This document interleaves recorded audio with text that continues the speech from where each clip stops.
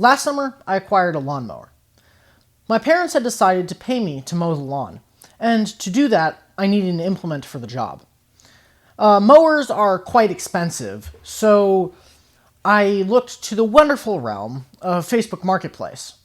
I did some research, I looked around Facebook Marketplace, and eventually I found a mower that the internet said was good quality, it was for a reasonable price, and so I decided to get that one. When I went to the person's house to pick it up, they said, oh, it's got some old gas in it, but apart from that, totally fine.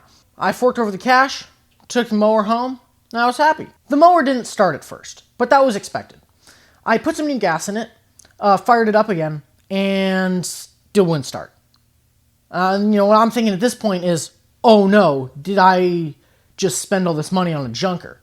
So the first thing I did was, well, let's figure that out. Let's go ahead and fix it. So fix it I did. Over the course of 2 weeks and probably 30 hours, I eventually got the mower working.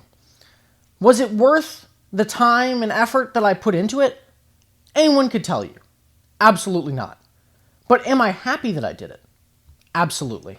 There are a few reasons that I'm happy that I did it. The first of which is that I gained an understanding of how the mower works. Now, this information isn't super helpful in my daily life. I'm not running across lawnmower engines that need fixing at any consistent manner or at all. But I'm still happy that I have this understanding. Most abstractly, I enjoy knowing how the things around me work.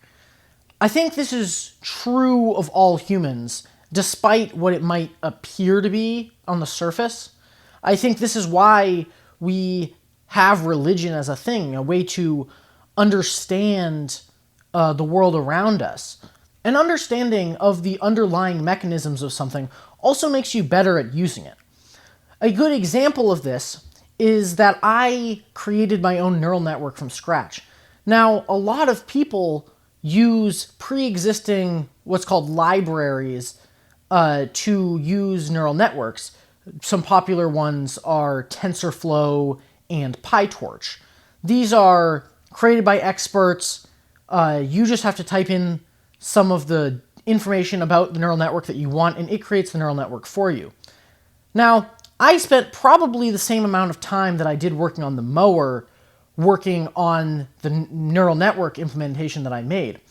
And it worked almost as well as the library neural networks, and probably 50 times slower.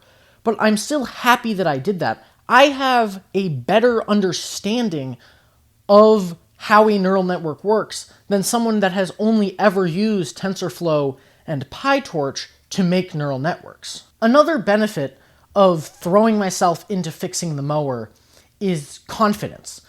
When another part broke this summer, I did not think about, oh no, I simply went in, found what was wrong, ordered a new one of those parts, waited for it to come, of course, and then installed the new one. I had the confidence to go in and just fix it, which made a big difference. Something that I have learned in AP Psychology this year is the concept of inferiority versus industry. And this is specific to toddlers in the theory that we learned about. It is basically at about the age of, I want to say 2 to 3, they have to become successful at something. They have to build a confidence in themselves, or they will end up not confident in themselves, apathetic, waiting for things to happen to them. I don't think that this is just for toddlers. I think this is true for anyone. Anyone can build their confidence, can reduce their apatheticness, improve their ability to contribute to the world around them, and succeeding at the small things is what builds your confidence in yourself just to be able to succeed, to be able to do things. And that is important, especially for people who struggle with this sort of thing. If you struggle with anxiety, depression, this is probably the most important thing about doing things for yourself simply building the confidence that you can do things. With an understanding of the systems that you're working with and a confidence in your own abilities, you can now do things for yourself. This reduces your reliance on others, which is an objective improvement on life. Now, I'm not saying that division of labor is bad.